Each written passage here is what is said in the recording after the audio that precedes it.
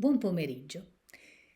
Nel 1873, nell'area orientale dell'attuale Concordia Sagittaria, ma lungo la Viagna della colonia di Iulia Concordia, quindi nella zona verso Aquileia, vennero alla luce circa 270 sarcofagi, risalenti per lo più al IV-V secolo d.C., e si capì dopo che appartenevano a persone battezzate nella nuova religione cristiana e comunque appartenenti, molti di loro, in realtà non un numero così alto però da giustificare di essere chiamato quello sepolcreto dei militi, perché 36 circa erano i soldati che appartenevano alle milizie dell'esercito romano tardo antico.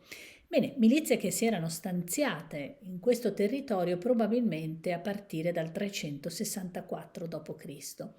e che lì avevano trovato la sede del loro ultimo riposo.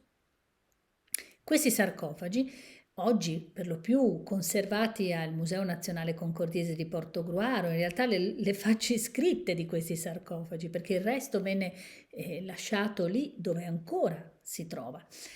Per motivi proprio di opportunità, di difficoltà nello scavo. Gli scavi proseguirono fino al 1890 circa.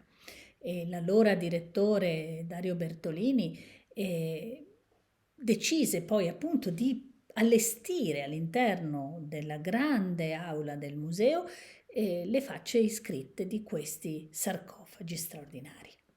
Molti di questi avevano una caratteristica in comune, che era quella di chiedere una multa pecuniaria per chi avesse in qualche modo violato l'arca, il sarcofago, per porre all'interno altri defunti. Ebbene, molte di queste multe prevedevano delle pene pecuniarie in libbre o donce d'argento e d'oro, oppure in solidi, quindi denaro, oppure in folles denariorum. Erano nient'altro che vecchi denari che avevano subito un tale deprezzamento da essere calcolati in maniera molto più agevole se posizionati tutti all'interno di apposite borse dette folles.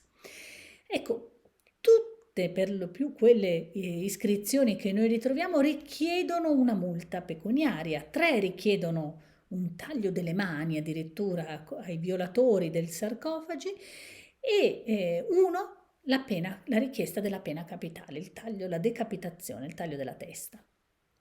Ma una tra tutte, ed è l'iscrizione di un certo Flavius Alatancus, protector domesticus, cioè appartenente alle guardie private proprio dell'imperatore, che con la moglie Vittoria realizza quest'arca e che chiede alla nuova chiesa di Concordia, da poco istituita, siamo intorno quindi sicuramente dopo il 390 d.C., chiede una cosa, di controllare che nessuno violi questa sepoltura.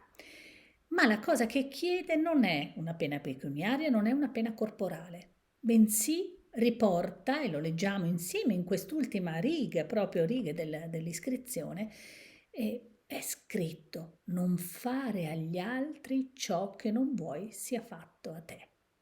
Ecco, quale miglior messaggio in una comunità da poco costituita.